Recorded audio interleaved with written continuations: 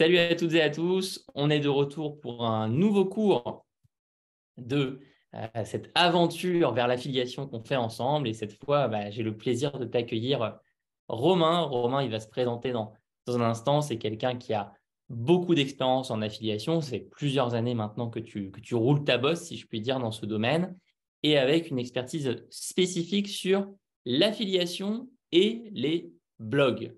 L'affiliation via un blog, via un endroit où on publie des articles. Romain, merci d'être là et bienvenue. Merci pour l'invitation, c'est un grand plaisir. Oui, ça fait un petit moment que je fais de l'affiliation, parce que ça fait maintenant plus de 10 ans que j'ai créé un blog sur la décoration d'intérieur. Ouais. Du coup, tu veux que je me présente rapidement pour les personnes qui ont regardé la vidéo? Vas-y, Alors, et on mettra d'ailleurs en description sous la vidéo les liens vers ton blog Fort Intérieur, ton contact si tu le souhaites sur LinkedIn, toutes ouais, les bien sûr, concernant. avec plaisir. Ok, donc Romain Clos, 2007-2021, chef de projet digital à la BNP, Salarié. salarié, 100%, chef de projet, cadre sup, tout ce qu'il faut, toute la palette du cadre sup, ticket resto, etc. Super entreprise, CE de ouf, etc. Super job aussi, enfin, super intéressant. Et en fait, en 2011-2012, j'ai plus la date exacte, je crée un blog déco parce que je viens d'acheter un appartement plus tôt en région parisienne. Et je me prends de passion pour la déco. Et je me dis, tiens, ça peut être pas mal de partager toutes les photos que j'accumule sur mon disque dur qui est plein à craquer. Et je me dis, bah tiens, je lance ce blog déco qui s'appelle du coup Fort Intérieur, mais avec aucune notion d'affiliation, de monétisation. C'est pas un business pour moi. À l'époque, c'est juste un hobby. Et de 2011-2012 jusqu'à 2015, je publie régulièrement des articles. J'en fais beaucoup. D'ailleurs, je fais beaucoup d'erreurs en termes de référencement naturel sur ce site. Et à la naissance de ma fille, ma chérie me met un peu un ultimatum, parce qu'à l'époque, La Redoute me demande de venir à Roubaix pour faire un tournage vidéo, que je refuse, parce que j'ai peur que les salariés de l'entreprise découvrent cette vidéo et se disent, tiens, Romain, il va faire le décorateur chez La Redoute, etc. Donc un peu le syndrome de l'imposteur qui pointe le bout de son nez à cette époque. Et elle me met un peu un ultimatum en me disant, écoute, tu passes tes soirs, tes week-ends, tes vacances depuis 5 ans, à un moment donné, si ça te fait envie, donne-toi les moyens d'y arriver, quoi. Et du coup, c'est un peu le déclic pour moi. Et dans la foulée, je change de job au sein de l'entreprise, je rejoins la direction digitale, je quitte l'IT, donc l'informatique, pour aller au digital. Je prends une formation chez Live Mentor, marketing digital. Je te retrouve à l'Apollo Théâtre dans Paris pour une conférence avec Oui. plein d'entrepreneurs. Il y a Ouais. longtemps. Il y a longtemps, c'était une autre époque. C'était avec Geoffrey de Bonne Gueule à l'époque, tu vois, qui Oui. était aussi dans les invités. Ouais. Et je me forme, je commence à me former, mais en toute autonomie, donc je fais encore pas mal d'erreurs et je tâtonne. Et finalement, les 5 années depuis la création de mon site jusqu'à la naissance de ma fille, j'ai quand même eu des résultats en SEO, donc en référence naturelle. Mon site, on le trouve par de la recherche organique. Et j'appelle l'ami d'un ami. C'est marrant parce que on dîne ce soir ensemble, tu vois, donc comme quoi. Et lui me dit, écoute, il est bien ton site, hein, tu as du référencement et tout, mais tu vas jamais rien vendre parce que tu as essayé de faire un peu d'affiliation sur ton site, mais tu gagnes 50 euros par an, tu vois, ça marche pas, c'est pas ce qu'on peut appeler une success story. Et il me dit, change la manière dont tu produis tes contenus, sois plus axé sur un prospect chaud, prends des mots-clés, choisis des mots-clés qui sont différents en termes de SEO. Et donc là, ça va être un game changer pour moi. Et l'année qui va suivre, je vais faire plus 100%, 200% de trafic, autant sur les commissions. Et du coup, c'est là où je commence à amorcer un changement. Et c'est ce qui m'a permis en 2021 de quitter mon job de salarié, de quitter Hmm. Paris et de venir m'installer en Bretagne, près de Saint-Malo, et puis de vivre de cette passion finalement grâce à l'affiliation. Parce qu'aujourd'hui, 95% du chiffre d'affaires de mon blog, qui s'appelle donc Fort-Intérieur, est lié au revenu d'affiliation. Donc c'est un business model qui est 100% passif pour moi. Ouais. Et alors, merci pour tout le parcours. Euh, Il y a un premier point sur lequel j'aimerais insister ou t'interroger. Les 5 premières années, tu te concentres sur la création de contenu, tu rédiges des articles, tu apprends à écrire des articles, tu creuses aussi ta passion pour la décoration intérieure, tu deviens expert, tu tentes l'affiliation, ça ne fonctionne pas vraiment, mais tu te concentres pas beaucoup là-dessus non plus. Et je trouve que ça, c'est très inspirant pour les gens qui nous regardent de comprendre que, comme le disait un autre intervenant de ce cours qu'on fait sur l'affiliation, un autre intervenant disait, l'affiliation, au fond, c'est la conséquence d'une passion, d'un travail de fond. Et je vois encore plus ça chez toi que chez l'autre intervenant. Tu vois. Ouais, alors moi, c'est encore pire que ce que tu décris comme constat. C'est que les 5 premières années, je ne me forme pas. C'est-à-dire que mes articles, c'est un article publié par jour ouvré. Donc, c'est pour te dire que tous les jours, je publie un article. Il y a 2 phrases dans l'article, c'est moi qui l'écris, et il y a 10 photos d'un intérieur qui me plaît. Mais il n'y a pas de recherche de mots-clés, il y a rien. C'est tout ce qu'il ne faut pas faire sur un blog aujourd'hui si tu veux que les gens te trouvent, en fait. Et en Ouais. 2017, quand je me forme chez Mentor, quand je lis beaucoup de bouquins sur le SEO, j'ai mes collègues, du coup, je baigne dans un milieu digital, donc mes collègues me donnent plein de ressources à lire, etc. Donc, j'apprends énormément de choses et j'applique. Mais je me suis mordu les doigts d'avoir fait autant d'erreurs parce que ça m'a coûté 2 fois plus de temps de réparer toutes les erreurs que j'avais faites. Hmm. Si c'était à Et donc, refaire, je me formerais quand même beaucoup plus tôt pour créer peut-être moins de contenu, mais des contenus qui soient quand même plus de qualité en tout cas. Et après, comme tu dis, les premières années, moi, c'était purement une passion. Les 5 premières années, il y a aucune notion de monétisation. C'est pas un business, c'est juste une passion.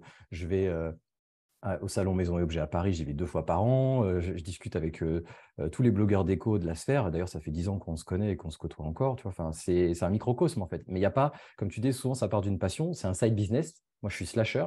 J'ai mon job de salarié. Je gagne très bien ma vie en étant cadre à la BNP. Et à côté de ça, j'ai une passion. C'est ma bulle de créativité. Et ça me ouais. permet d'apprendre parce que je suis quelqu'un qui a soif d'apprentissage. Et à la BNP, bah, j'ai un peu fait le tour des apprentissages. C'est un peu la routine, si tu veux. Donc, je vais aller chercher à me développer, à me professionnaliser, à apprendre de nouvelles compétences par le biais de ce blog déco finalement. Et ce n'est qu'en 2015-2016 où quand les opportunités arrivent, bah là, il est temps de se poser des vraies questions et de faire une introspection et de se dire, OK, qu'est-ce que je veux? Parce que maintenant, Hmm. il faut peut-être être un peu plus stratégique. Parce que quand tu es sur un bateau et que tu ne sais pas où tu vas, bah, tu navigues au gré des flots, mais tu te laisses emporter par les vents, etc. Par contre, quand tu décides de ce que tu veux, là, tu mets en place un plan d'action et tu vas te dire, OK, mon premier objectif, c'est ça, mon deuxième, c'est ça, mon troisième, c'est ça. Et après, c'est un enchaînement de bons choix stratégiques qui fait que je me retrouve aujourd'hui à pouvoir quitter Paris, quitter mon job et vivre de cette passion. Et alors, chaque mois, je vois rentrer en formation Live Mentor des individus qui ont envie de monter des marques de décoration d'intérieur, qui ont envie, par exemple, de fabriquer des tapis, qui ont envie de fabriquer des chaises au design innovant, euh, avec tous les risques que cela implique. Ça demande de la trésorerie, ça demande de savoir produire, ça demande Je de vois où tu vas en venir. J'aimerais savoir, voilà, toi, qu'est-ce que tu leur dirais si tu étais en face de ces personnes? Toi, tu aurais peut-être pu monter une marque, tu as choisi un autre Oui, modèle qui est l'affiliation.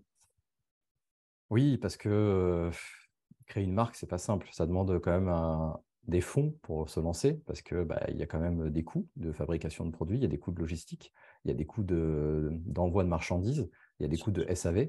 Surtout sur la décoration intérieure. Enfin, ça coûte. Oui, surtout que si tu choisis des produits qui sont un peu fragiles, tu n'es pas à l'abri d'avoir beaucoup de casse, donc beaucoup d'insatisfaction client. Moi, quand je lis les avis des clients sur les sites marchands, la plupart des problèmes, c'est lié aux transporteurs, c'est jamais lié à la marque qui vend les produits. Donc, c'est un gros pain point dans cette industrie-là. Donc oui, quelqu'un qui veut lancer une marque, clairement, c'est pas quelque chose de très facile. Et ça, au démarrage, en tout cas, la traction nécessaire, c'est comme une fusée qui veut s'extraire de la pesanteur et se mettre en orbite, elle crame énormément de kérosène. Ouais. Lancer un business en affiliation, c'est relativement simple parce que ça demande très peu de coûts au démarrage. Par contre, lancer une marque de décoration, c'est un autre jeu, hein, c'est un autre game hein, pour le coup là. Et oui. Alors, comment ça fonctionne dans le cadre de ton blog, l'affiliation? Si on rentre dans le détail, Bah, l'affiliation, ouais, c'est aussi simple, c'est très simple. L'affiliation, c'est recommander le produit ou le service, parce qu'il y a aussi des services, hein, il n'y a pas que des produits physiques. C'est recommander le produit ou le service d'une entreprise à quelqu'un. Et si cette personne achète le produit, le service, on touche une commission au titre d'apporteur d'affaires. Donc c'est comme si, là justement, je suis en train de tourner une vidéo sur ma chaîne YouTube sur les 7 erreurs de l'affiliation. Et à un moment donné, on illustre un propos, c'est une copine qui sort une robe qu'elle vient d'acheter, elle la montre à sa copine, et sa copine la regarde, touche la robe et se dit, oh, elle est pas mal, et elle veut la prendre en photo. C'est ça, c'est de la recommandation, on en fait tous en fait dans notre vie quotidienne. On dit, bah voilà, j'ai tel jardinier paysagiste qui est venu chez moi, mon voisin me dit, ah, il bosse bien, etc. Bah voilà, bah, je te donne le contact, viens de ma part. Sauf que bah, quand tu fais comme ça, il n'y a pas vraiment de programme d'affiliation adossé à cette prestation. Donc finalement, tu donnes le contact gratuitement. Mais dans l'univers du digital, il y a beaucoup de plateformes d'affiliation qui mettent en relation des créateurs de contenu, ce qu'on appelle les éditeurs, donc ceux qui ont des blogs, des chaînes YouTube, etc., et les marques, ce qu'on appelle les annonceurs. Donc moi, par exemple, je travaille avec La Redoute. La Redoute est mon annonceur et je suis un affilié de La Redoute. Donc je recommande les produits de La Redoute sur mon site. sur mes réseaux sociaux, sur mes newsletters. Quand les gens cliquent sur un de mes liens et achètent un ou plusieurs produits chez La Redoute me donne une commission, donc un pourcentage sur la vente qui a été réalisée au titre d'apporteur d'affaires. Je suis un peu comme son commercial, si tu veux, et je suis commissionné sur les ventes que j'amène à La Redoute. Sauf que, à la différence d'un commercial, comme tu l'as dit tout à l'heure, ça ne dépend pas de ton temps. Là où un commercial, il va taper à la porte de clients potentiels toute la journée, toi, tu as rédigé un certain nombre d'articles. Combien à date? Aucune idée, 400 je crois. 400. Bon, plusieurs centaines en tout cas. Chacun pourra aller voir sur le site de Romain, c'est facilement plusieurs centaines. Tu as rédigé plusieurs centaines d'articles qui font leur vie sans toi sur Internet et de jour comme de nuit, des personnes découvrent ces articles, cliquent sur des liens et quand il y a achat, tu touches une commission. C'est bien ça?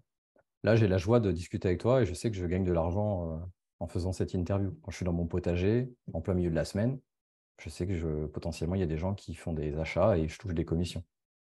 C'est un Et modèle qui est passif. Et moi, ce que j'adore dans le business en ligne, c'est l'effet cumulé des choses. C'est-à-dire qu'un contenu, s'il est bien produit aujourd'hui, sur un mot-clé précis, les gens, dans peut-être 4 à 6 mois, ce contenu va bien se positionner dans Google. Donc, il va être en première page. Les gens vont cliquer, ils vont arriver sur l'article. Si moi, j'ai fait un bon travail de marketing digital, comme j'ai été formé chez Live Mentor, normalement, c'est bien fait. Les gens vont acheter des produits sur les marques qui sont dans cet article. Mais cet article, le SEO, plus le temps passe, plus Google accorde de la crédibilité à un contenu qui est de qualité. Donc, ce qui veut dire que tous les assets, les contenus, les articles que j'ai créés depuis 10 ans, bah, ceux d'il y a 10 ans continuent de produire des effets tous les ans. Donc, en fait, c'est un effet cumulé au fil du temps. Donc, au démarrage, c'est un peu décourageant parce qu'on travaille un peu dans le vide, faut être clair. En ce moment, je suis en train d'accompagner des clients qui se sont lancés depuis 1 an et qui génèrent des commissions. Alors, ils plafonnent à 200, 300 euros de commissions par mois. Et ce que je leur dis, c'est que l'année prochaine, ces commissions, elles sont sanctuarisées. Et que tous les nouveaux contenus qui sont produits cette année, ils vont faire des petits et qui vont venir s'ajouter à ces 200 euros. Et généralement, on passe de 200 à 500, puis à 1002, puis à 4000, etc., etc. je pense que c'est super important que tu parles d'effets cumulés. Effectivement, dans l'entrepreneuriat en général, c'est un principe essentiel, mais dans ce que tu Ouais. fais toi, l'affiliation avec un blog, c'est encore plus, C'est particulièrement vrai et efficace. Ouais. c'est super vrai et efficace. Et est-ce que tu aurais un exemple d'un de tes articles rédigés il y a 5, 6, 7 ans qui aujourd'hui continue d'avoir une certaine popularité et peux-tu nous parler des produits qui sont mis en avant sur cet article? Ouais, on a un article sur le bureau mural rabattable. Donc, quand j'étais à Paris, j'avais très peu de place dans mon appartement. Et c'est vrai que il y a beaucoup de gens qui me demandaient des conseils pour aménager un petit bureau dans un petit espace dans une grande ville parce que les prix du mètre carré sont assez chers. Et on a ciblé ce mot-clé-là. Ouais. On était en première page. Il faudrait regarder aujourd'hui si on tape bureau mural rabattable dans Google, si on est toujours en première page. Mais c'est un article qui fonctionnait bien et depuis des années, pour le coup. Mais après, Et, ce n'est pas un cas isolé, hein. On a plein d'articles qui sont en première page de Google sur des mots-clés assez concurrentiels. Des fois, on est même devant les marques sur leurs propres mots-clés. Ça et nous est arrivé d'être. Et dans cet article-là, tu as un lien, par exemple, vers la Redoute, vers Ouais, il n'y a pas, ouais, il y a pas que La Redoute, hein. On a plusieurs annonceurs avec qui on travaille en étroite collaboration. Ça peut être un Maison du Monde, ça peut être La Redoute, ça peut être Cave Home, ça peut être Tikamoon. Il y a plein d'annonceurs. Après, enfin, l'équipe qui bosse avec moi, parce qu'aujourd'hui, tu disais, j'ai écrit 400 articles. Non, je n'ai pas écrit 400 articles. Moi, très vite, j'ai réinvesti ce que je gagnais pour créer une équipe. Donc, j'ai des freelances qui bossent avec moi depuis de longue date. Et c'est sur cette équipe-là que je m'appuie aujourd'hui pour développer les contenus sur le site. Aujourd'hui, je les ai formés, quasiment tous, à bien choisir des mots-clés, créer des articles structurés, optimisés, enfin avoir une structure optimisée pour le SEO. Et on a un savoir-faire, on a tout documenté, on a processé, enfin, comme un chef d'entreprise, en fait, à un moment donné, et si tu veux aller plus loin, il faut t'entourer, etc. Donc, aujourd'hui, je passe très, très peu de temps sur ce business. Moi, je suis plutôt en train de développer un autre business à côté qui est former des gens à faire de l'affiliation maintenant. Et quel est le montant moyen de la commission que tu touches? Ça va être très variable d'un produit à l'autre, mais Ouais, alors il faut distinguer deux grandes catégories. Il y a les produits et les abonnements à des SaaS, donc à des logiciels, comme on utilise souvent dans l'entrepreneuriat. Typiquement, un outil SEO comme SEMrush ou comme Ahref, les pourcentages de commission sont bien meilleurs que sur des produits physiques parce que l'annonceur n'a pas de coût de logistique lié à ses produits. La Redoute, il a beaucoup plus de frais liés à la commercialisation d'un canapé. Donc, généralement, les commissions sur des produits physiques, elles vont être de l'ordre de 7 à 10, 12. Des fois, on peut avoir jusqu'à 14%, mais c'est très rare. Sur des produits digitaux, donc des formations, des logiciels, là, on va monter à partir de 15, ça peut aller jusqu'à 50%. Et donc, toi, tu es sur des produits physiques, donc tu es entre 6 et 12%. Ouais. Alors moi, comme je suis un affilié de qualité, j'ai négocié des deals sur mesure avec chaque marque. C'est-à-dire que Ouais. quand tu vas sur une plateforme d'affiliation, donc c'est le fameux catalogue où tu as la liste de tous les marchands qui sont disponibles. Donc tu vas aller, par exemple, sur une plateforme comme Affiliation. Affiliation, ils ont un catalogue avec un certain nombre d'annonceurs. Tu vas chez Ewin, il y a un autre catalogue avec d'autres annonceurs. Moi, en tant qu'affilié, je vais être sur plusieurs plateformes d'affiliation et je vais choisir les différents annonceurs qui m'intéressent. Et chaque programme d'affiliation a ses conditions. Il y a toute une explication de quel est le taux de commissionnement, qu'est-ce qu'on a le droit de faire, qu'est-ce qu'il est interdit de faire sur ce programme. Enfin, c'est les règles du jeu du programme. Et généralement, quand on démarre, on candidate à ces programmes, on est accepté. Et une fois qu'on a commencé à faire ses preuves, on peut discuter plus facilement avec soit les account managers qui gèrent le programme pour la plateforme, soit directement l'annonceur. Ce qui arrive, moi, il y a des annonceurs que j'ai en direct, la Redoute typiquement, des fois je les ai en direct. Je les crois sur certains événements, ils viennent nous voir. Voilà, je suis un top affilié, donc si tu veux, j'ai des conditions qui sont négociées en one-to-one avec l'annonceur. Je n'ai plus les conditions du catalogue. On remettra évidemment les liens en description de la vidéo. Tu as mentionné 2 plateformes d'affiliation, Affiliation et… Et Win. Je pourrais te donner un PDF avec la liste de toutes les plateformes d'affiliation, parce que je suis en train de le préparer justement, avec qu'est-ce qui différencie telle plateforme d'une autre en fait. Ça peut être intéressant. Royal. Voilà, ça c'est Romain. Vous aurez une vidéo plus un super PDF. Non, mais écoute, déjà, merci beaucoup. Et, et deux, c'était très clair. Effectivement, on commence par ces plateformes-là, on fait ses preuves, on génère les premières ventes et ensuite on peut négocier des conditions spécifiques. Euh, et tu as aussi dit quelque chose de très, très intéressant. Les niveaux de commission sont différents que l'on fasse la promotion de produits physiques comme des meubles, c'est ton cas, ou que l'on fasse la promotion de produits digitaux comme des logiciels. Si par exemple, j'ai un blog qui parle des outils en ligne pour vendre des choses et que je fais la promotion de Shopify, je vais toucher une commission mensuelle sur les abonnements pris chez Shopify. Et du coup, la question qui me vient tout de suite, c'est quelqu'un qui veut se lancer dans l'affiliation. Est-ce que tu lui recommanderais de toujours choisir l'affiliation vers des produits digitaux? Est-ce que ce serait ça le premier modèle mental à activer?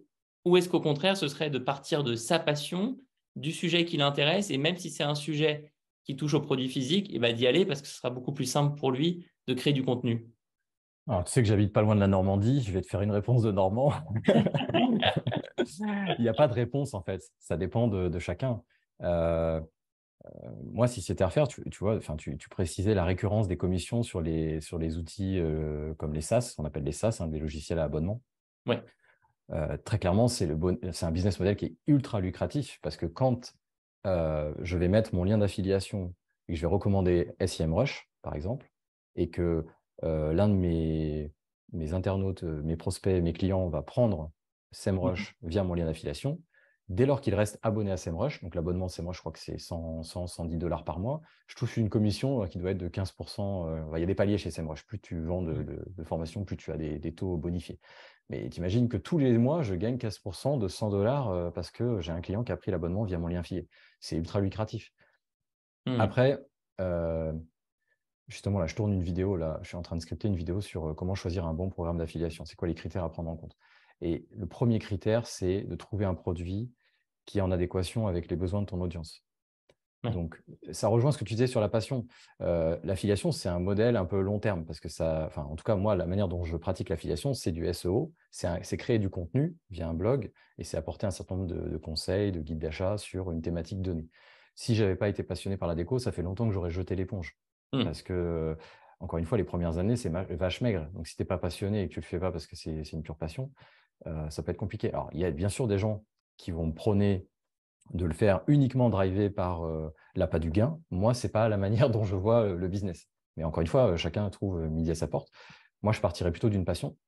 J'essaierai de développer cette passion-là. Et tu sais, typiquement, moi, j'ai beaucoup d'entrepreneurs qui me disent, mais Romain, moi, j'ai un business qui tourne dans telle thématique. je ne fais pas d'affiliation, mais je pourrais en faire, ça s'y prête.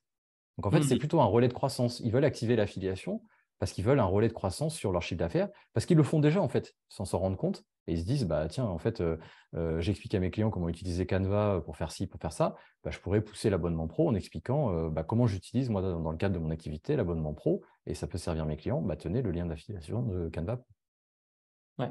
Oui, bah, et justement, d'ailleurs, pour que ce soit 100% clair pour une personne qui nous écoute et qui ne connaîtrait pas très bien les logiciels en ligne, vraiment, c'est Sendinblue, un logiciel de newsletter, Mailchimp, logiciel de newsletter. Vous avez ActiveCampaign. ActiveCampaign, un outil d'emailing, Shopify pour avoir une boutique en ligne. Romain, tu viens de nous mentionner Canva, qui est un outil pour créer des visuels en ligne. Il y a des outils spécialisés pour le référencement naturel, on les a mentionnés, SEMrush, etc. Voilà, c'est vraiment des abonnements en ligne. Et quand on fait de l'affiliation vers ces logiciels en ligne, on a tous les avantages qui ont été décrits. Et Romain, maintenant, si on est vraiment sur euh, le cœur de ton expertise, comment faire efficacement de l'affiliation sur un blog? Quelles sont les différentes stratégies de promotion de liens, par exemple? Est-ce qu'il y en a certaines qui sont plus efficaces que d'autres? Alors, moi, j'ai parlé j'ai prêché pour ma paroisse. Ma manière de faire, pour moi, la stratégie la plus efficace, mais ce n'est pas forcément la plus rapide, c'est de créer des contenus optimisés pour le SEO et de placer des liens contextuels, des liens affiliés dans l'article. Hmm. Et ça, c'est le modèle passif par excellence et qui va utiliser l'effet cumulé des choses. Mais le Je SEO, suis ça pas prend du d'accord. temps. Voilà, le SEO, ça va prendre du temps. Surtout quand on lance un site au démarrage, on n'a aucune notoriété aux yeux de Google, donc il va falloir se créer sa notoriété dans son écosystème, dans son industrie, et ça va prendre du temps. Donc c'est pour ça que moi, c'était top parce que je l'ai lancé en side business. J'étais salarié, j'avais des revenus, je ne courais pas après l'argent. Si tu veux, à la fin du mois, j'avais largement de quoi vivre. Et pour moi, ça a été génial. Et c'est pour ça que d'ailleurs, dans les gens qui me suivent aujourd'hui, dans ma communauté, il y a beaucoup de gens qui sont salariés et qui pensent lancer un business en affiliation sur le côté. En disant, bah, je me laisse 2 ans pour voir les résultats. Et puis, si j'arrive à percer, bah, je continuerai. Et peut-être qu'un jour, ça sera au mieux, je quitte mon job et je vis de ça comme Romain. Au pire, bah, ça me fait un complément de revenu de quelques centaines d'euros qui tombe tous les mois en mode passif, quoi. Moi, Donc ça, c'est une première. Je suis fan de l'approche que tu décris. Romain vient de dire un point, notez-le. Insertion contextuelle des liens d'affiliation. Qu'est-ce que ça veut dire? Ça veut dire qu'il fait des articles super optimisés pour le référencement naturel, ce que les gens tapent dans Google. Son article remonte quand quelqu'un tape le mot-clé dans Google. La personne découvre l'article de Romain et là, Romain fait du contextuel. Qu'est-ce que ça veut dire? C'est-à-dire qu'il ne va pas placarder en haut de l'article une énorme bannière pub. Il ne va pas bombarder de pop-up. Dans le cœur de l'article, de manière très naturelle, il va présenter un lien d'affilié. Et ça, tu vois, ce que tu viens de décrire, pour moi, c'est de l'affiliation avec une très forte qualité éditoriale. C'est un mot qui te caractérise vraiment, Romain, je pense qu'on peut le dire. Si les gens le verront en allant sur Ah oui, bien sûr. sur le fort intérieur. Il y a une qualité édito qui est rare, je dirais, dans le monde de l'affiliation, justement. Ouais, après, ce que tu décrivais, placarder des encarts, etc., le faire en mode bourrin, ça existe aussi. Et ça doit marcher, parce que j'en vois beaucoup qui le font. Mais moi, c'est pas ma philosophie. Moi, je construis quelque chose sur du long terme. Je dis toujours, je ne suis pas dans ce business pour construire une paillote sur la plage. Je suis là pour construire un building. Un building, ça demande de creuser des fondations pendant longtemps. Et je dis, on en parlera peut-être juste après, la principale qualité à avoir dans ce genre de business, c'est la patience et la persévérance. Oui. Moi, j'ai cette vision long terme, j'ai cette capacité à me dire, à me projeter et à faire des efforts et avoir la foi dans ce que je mets en place. Tu vois, là, je suis en train de lancer un nouveau business. Bah, je produis beaucoup. Tu vois, on fait beaucoup de choses. On fait des interviews, des podcasts, on tourne des vidéos, on fait des posts sur les réseaux sociaux. Mais il n'y a pas encore l'écho. C'est-à-dire que le marché ne te connaît pas encore. Toi, tu as l'impression de faire beaucoup de choses. Mais il y a toujours une latence entre le moment où tu produis ton message et le moment où bah, tu as ton audience, des gens qui te suivent, des gens qui commandent, des gens qui répondent à tes emails, etc. Et ça prend du temps. Il faut accepter ça. Aujourd'hui, on est dans une société où on a tout très rapidement. Mm. Le Uber, les matchs sur Tinder, etc., Netflix. Et moi, j'ai eu la chance d'avoir un papa qui m'a appris l'abnégation, la persévérance, le fait d'aller dans le dur, tu vois, de se faire mal parce que la vie était dure et qu'on n'aurait jamais rien sans rien. Et j'ai ça profondément ancré dans mon ADN. Et je pense que c'est salvateur pour ce type de business. C'est-à-dire qu'il faut accepter que les premières années, c'est énormément de travail, peu, voire pas de résultats. Et aujourd'hui, j'en profite. Tu vois, hier soir, on était chercher les enfants à la sortie de l'école, on les a emmenés à la mer, à Saint-Malo, on a été manger une crêpe. Et ça, on peut se le permettre parce qu'on a ce business qui tourne en mode passif derrière. Mm. Quand un matin, j'ai pas envie, je me sens pas de bosser, je vais dans mon potager, je vais voir mes fruits, mes légumes, je peux faire ce que je veux en fait. Je peux même me dire aujourd'hui, je bosserai pas, je vais bricoler ou j'envoie des messages à des entrepreneurs qui sont mes amis et je prends des nouvelles. Et ça, c'est un luxe que m'offre ce business model passif parce que j'ai longtemps travaillé, j'ai sacrifié beaucoup de temps personnel, hein. Ma fille, quand elle est née, voilà, ma chérie m'a toujours dit, tu vas passer à côté des premières années et tu les récupéreras jamais. Et je lui ai dit, oui, je sais, mais c'est un sacrifice que je suis prêt à faire. Mm. Donc tout n'est pas rose non plus, tu vois. Et il y a toujours un revers, hein, de la médaille dans tous ces success stories, entre guillemets. Mm. Moi, je suis très authentique là-dessus. Je n'ai pas de problème à pas avoir de tabou sur la réalité du monde de l'entrepreneur. Il y a des difficultés, mais il y en a aussi dans le milieu salariat. Et il n'y a pas il y a pas un monde qui est meilleur que l'autre. C'est juste qu'il faut être moi, j'avais fait un peu le tour de la question du salariat. J'aspirais à autre chose et je me suis dirigé naturellement vers l'entrepreneuriat parce que je sentais que j'avais ça dans le sang.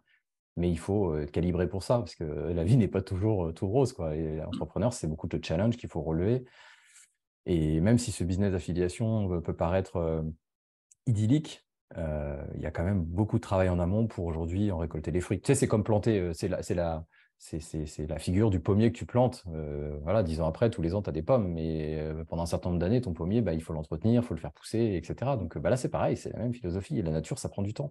Bah, un bon business, il est fait de manière saine, organique, ça prend du temps aussi, quoi.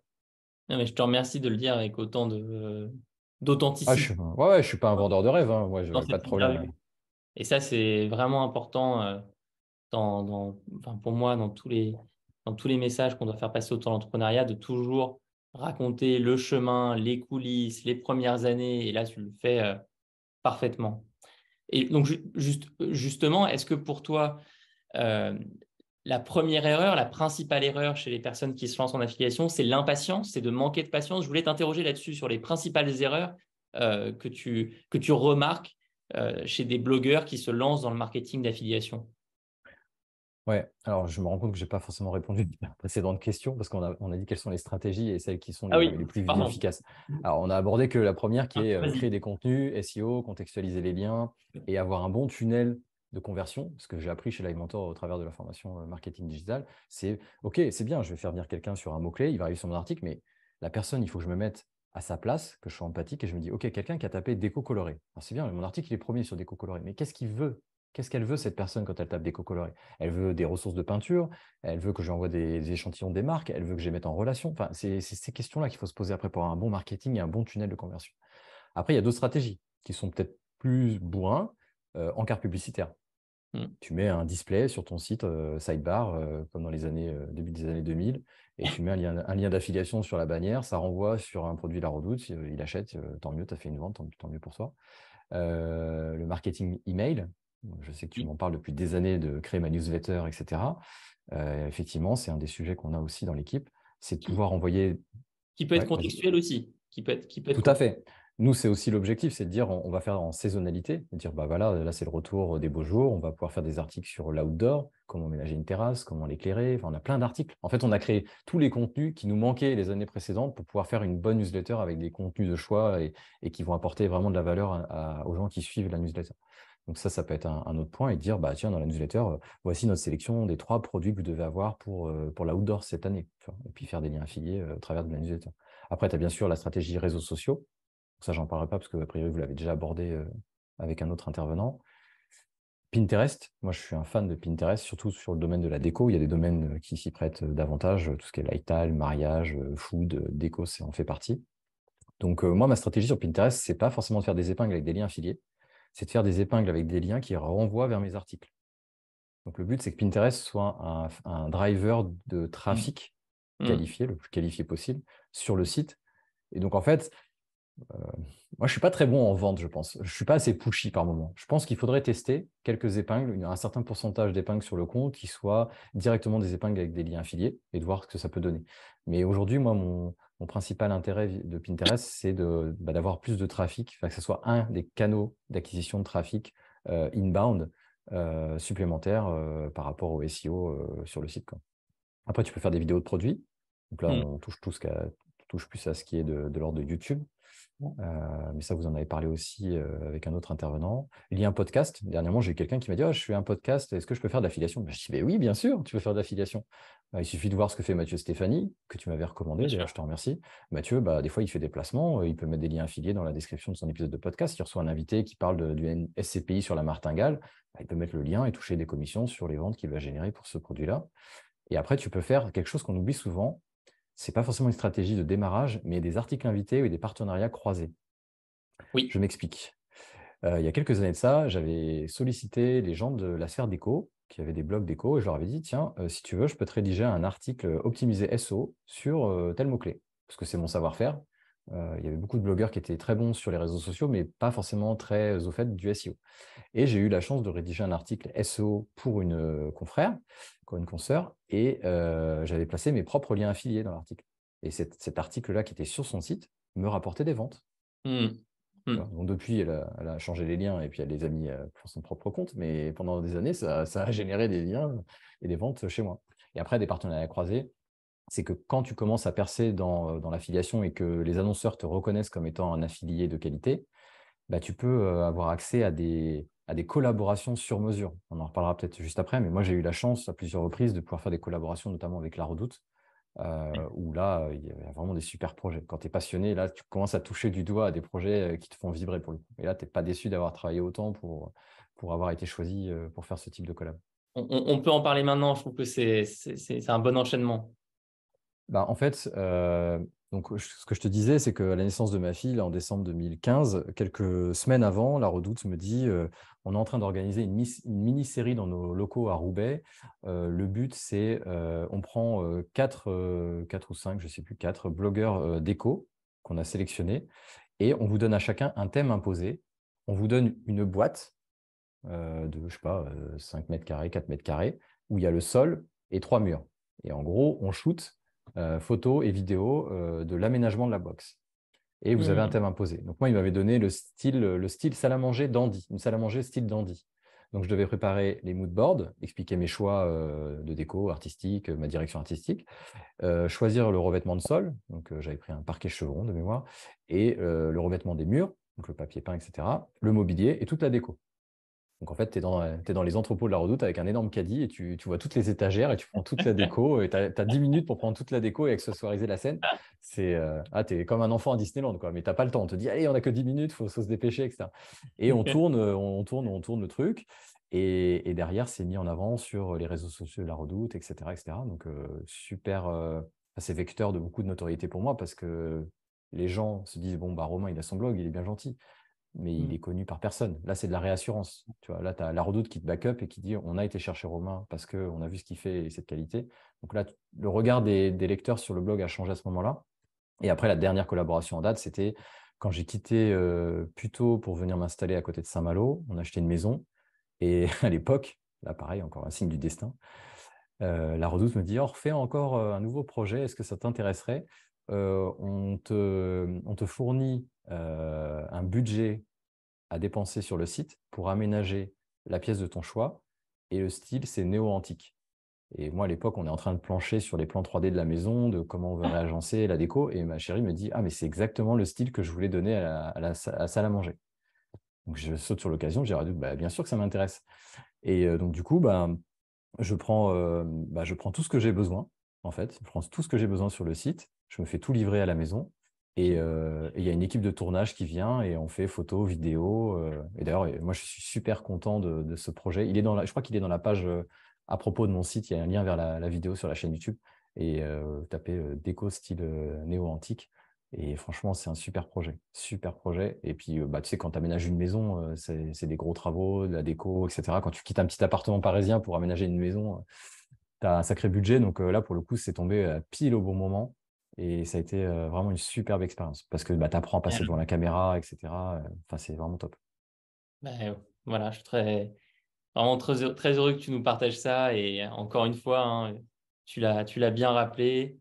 Il y a pas de succès sans persévérance, sans patience. Et avant ce reportage avec La Redoute, il y a eu, avant cette pièce qu'ils t'ont offert, enfin ce mobilier qu'ils t'ont offert pour ta Ouais. manger ta nouvelle maison, il y a eu toutes ces années de, de travail acharné. Alors Ouais, du c'est souvent, tu sais, c'est souvent le biais. Sur Internet, tu vois les success stories, mais tu vois pas le chemin. Et moi, c'est ça que j'essaie toujours de montrer aux gens, c'est de dire, OK, c'est bien hein, de pouvoir ménager une pièce gratuitement, etc. Et même d'être payé pour le faire, parce qu'en plus, je crois qu'ils te payent pour le faire. En plus, tu vois, ce tournage-là, c'est Royal au bar, parce que c'est c'est all inclusive, tu vois. Mais il y a des années de galère avant. Il y a faire ses preuves, il y a un gros travail. Enfin, et je perce pas. La Redoute vient pas me chercher parce que je suis un blogueur dans mon coin. C'est parce que en SEO, je touche ma bille, que le site il est super bien positionné sur plein de mots-clés qui les intéressent et que bah, la relation, elle s'est construite sur plusieurs années. On se fait confiance mutuellement, c'est un partenariat gagnant-gagnant et qu'à un moment donné, bah, quand ils ont un projet comme ça, ils vont chercher dans leur écosystème des gens à qui ils ont confiance. Bien sûr. Alors, deux dernières questions pour toi. La première, c'est donc cette question sur les principales erreurs Ouais. que tu vois commettre par des blogueurs qui se lancent dans l'affiliation. Et je te mettais sur la piste de l'impatience. Ouais, ouais, bah, il y en a plusieurs d'erreurs. Il y a promouvoir trop de produits qui ne vont pas, qui ne vont pas servir l'audience, en fait, tout simplement. C'est que tu n'as l'appât du gain. Tu te dis, tiens, tel programme, il y a un bon taux de commissionnement, je vais promouvoir les produits, mais toi-même, tu les achèterais pas, en fait. Et là, tu commences à être dans le côté obscur de l'affiliation. C'est ce qui va conduire à ta perte, en fait. L'affiliation, enfin, il y a plein de tentations parce qu'à un moment donné, on vient te chercher, on te promet, tiens, est-ce que tu veux bien me faire un backlink pour mon site que je viens de lancer, etc. Mais non, les produits, ils répondent pas aux besoins de mon audience, en fait. Donc oui, c'est peut-être bien payé, etc. Mais moi, je dis non à 95-99% des demandes. Tous les jours, je reçois un mail où on me dit, est-ce que c'est possible de faire un article invité? Est-ce que c'est possible de recommander mes produits? Est-ce que, voilà. Mais en fait, je me pose toujours la même question. Est-ce que ça sert mon audience? Et c'est la seule question qui compte.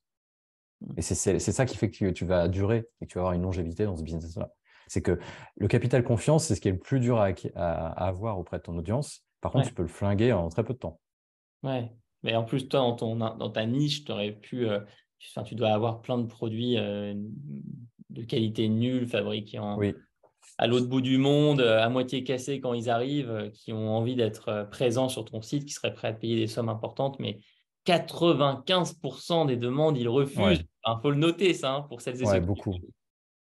C'est pas anodin d'entendre ça. Bah, moi, j'ai vu des blogueuses déco qui, à l'époque, étaient loin devant moi en termes de trafic, de notoriété, etc., et qui ont accepté de faire des partenariats dans tout et n'importe quoi, Mm. et qui se sont perdus, en fait. Et leur audience s'est dit, mais attends, elle me parlait de déco, maintenant elle me parle de ci, maintenant elle me parle de ça. Et en fait, c'est quoi ce site? En fait, c'est juste un panneau publicitaire géant, en fait. Mm. Il faut toujours se dire, cet article-là, il doit servir quelqu'un de mon audience. Tu sais, c'est comme toi quand tu dis, quand j'écris une newsletter, je parle à une seule personne. Bah, moi, je me dis, je parle à quelqu'un de mon entourage qui veut un conseil sur la déco colorée. Ouais. Et c'est comme ça que tu arrives à pas perdre pied et garder les pieds sur terre par rapport à ce business-là. Après, tu as d'autres erreurs. Attendre des résultats instantanés. Bah, si tu as choisi le SEO plus l'affiliation, enfin adosser le SEO et l'affiliation, ça va prendre du temps, il faut en être conscient. Euh, Après, il y a aussi des erreurs plus stratégiques, c'est euh, l'analyse de données. Moi, pendant longtemps, j'avais des œillères par rapport à ça. Et aujourd'hui, tu vois, quand j'ai des gens qui font un peu d'affiliation, qui viennent me voir et qui me disent, oui, je voudrais doubler mon chiffre d'affaires en affiliation, je leur dis, OK, tu as combien d'articles? C'est quoi ton trafic? Toi, je demande un max de data et souvent on me dit, mais j'ai pas ces données-là. Je dis, bon, OK, Mm. déjà, on repart de la couche, il manque de la data pour prendre les bonnes décisions stratégiques. Ouais, bien sûr. Donc voilà, il y a plein de choses à faire sur les liens affiliés. Il faut mettre des ID tracking pour savoir quels sont les articles sur ton site qui génèrent le plus de ventes, le Mm. plus de clics. Enfin, ça peut être très fin, hein. Tu peux mettre du Google Tag Manager et avoir des filtres très fins en termes de tracking, de data sur le site. Mais dans un premier temps, il y a des choses très simples à mettre en œuvre. Mais il faut avoir de la data dans ce type de business parce que les clients ne vous appartiennent pas. Vous envoyez un prospect chez un marchand qui convertit. Vous êtes obscur, c'est un brouillard. Vous ne savez pas ce qui se passe derrière. Donc il faut que vous ayez un maximum de data sur votre site. Et après, il y a une erreur aussi, c'est ignorer les conditions des programmes d'affiliation. Il y a des choses qu'on n'a pas le droit de faire sur certains programmes d'affiliation. Tu peux avoir un programme qui t'interdit de mettre des liens affiliés dans une newsletter, par exemple. Si Mm. tu le fais, tu peux te faire dégommer du programme d'affiliation et tu ne comprends pas pourquoi. Ouais. Il faut lire les conditions des programmes. Tu as brûlé ta cartouche. Ouais. Et moi, l'une des erreurs que j'ai faites, c'est ne pas diversifier suffisamment les annonceurs. Moi, je reposais beaucoup de choses sur 2, 3 annonceurs. Là, dernièrement, dans la déco, il y a un gros annonceur déco qui a fermé, made.com, qui a mis la Mail.com. clé qui a mis la clé sous la porte.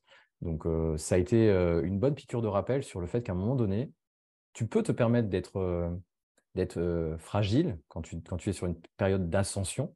Mais quand à un moment donné, tu veux de la robustesse, quand tu atteins un certain palier et que tu veux sanctuariser ça et que tu veux devenir antifragile, ce qu'on a longuement abordé ces derniers mois ensemble, il faut que tu regardes un peu tes indicateurs et te dire, OK, mon chiffre d'affaires, il repose sur quoi aujourd'hui?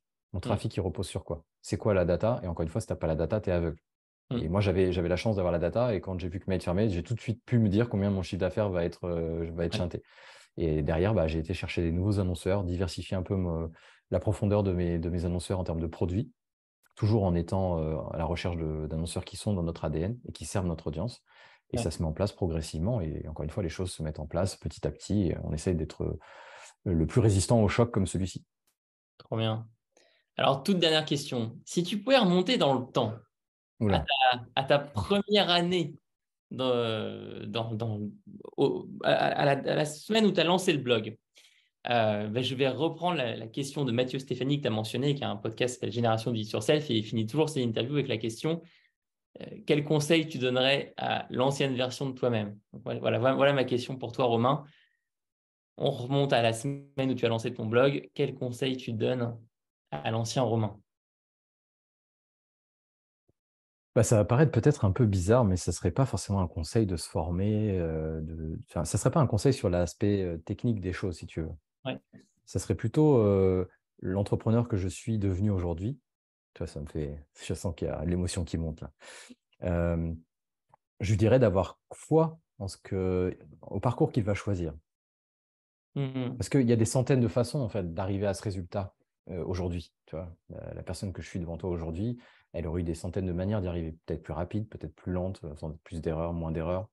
Mais in fine, le fait de se faire confiance, de se choisir soi-même, de s'écouter, d'être drivé pour les bonnes raisons, c'est ce qui a fait mon éducation, c'est la personne que je suis.